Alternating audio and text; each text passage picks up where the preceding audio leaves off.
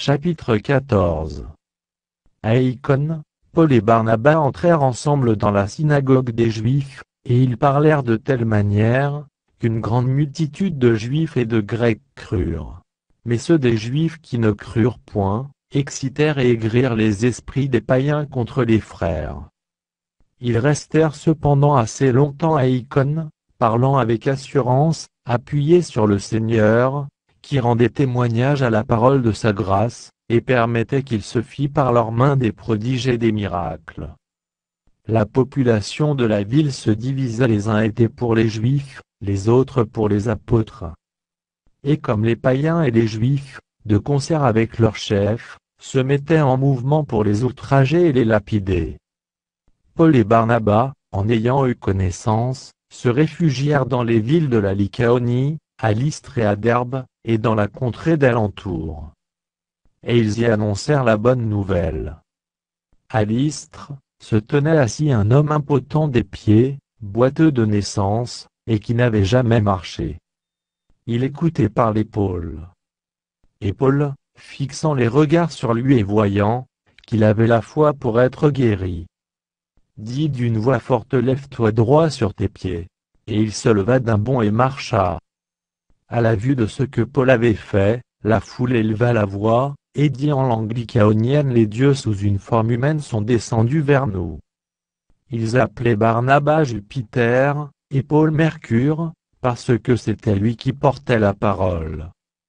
Le prêtre de Jupiter, dont le temple était à l'entrée de la ville, amena des taureaux avec des bandelettes vers les portes, et voulait, de même que la foule, offrir un sacrifice.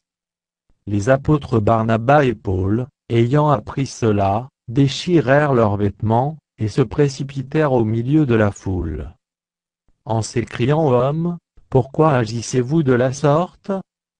Nous aussi, nous sommes des hommes de la même nature que vous, et, vous apportant une bonne nouvelle, nous vous exhortons à renoncer à ces choses vaines, pour vous tourner vers le Dieu vivant, qui a fait le ciel, la terre, la mer, et tout ce qui s'y trouve.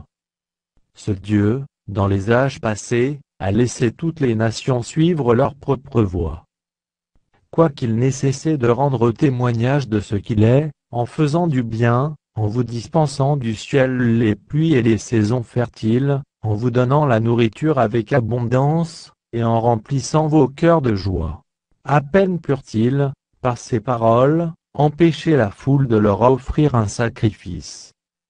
Alors survinrent d'Antioche et d'Icône des Juifs qui gagnèrent la foule, et qui, après avoir lapidé Paul, le traînèrent hors de la ville, pensant qu'il était mort. Mais, les disciples l'ayant entouré, il se leva, et entra dans la ville. Le lendemain, il partit pour Derbe avec Barnabas. Quand ils eurent évangélisé cette ville, et fait un certain nombre de disciples, ils retournèrent à Lystre, à Icône et à Antioche, fortifiant l'esprit des disciples, les exhortant à persévérer dans la foi, et disant que c'est par beaucoup de tribulations, qu'il nous faut entrer dans le royaume de Dieu.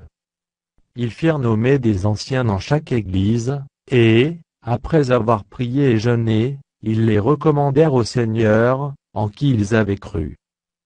Traversant ensuite la Pisidie, ils vinrent en Pamphylie, annoncèrent la parole à Perge, et descendirent à Attalie. De là ils s'embarquèrent pour Antioche, d'où ils avaient été recommandés à la grâce de Dieu pour l'œuvre qu'ils venaient d'accomplir. Après leur arrivée, ils convoquèrent l'Église, et ils racontèrent tout ce que Dieu avait fait avec eux, et comment il avait ouvert aux nations la porte de la foi. Et ils demeurèrent assez longtemps avec les disciples.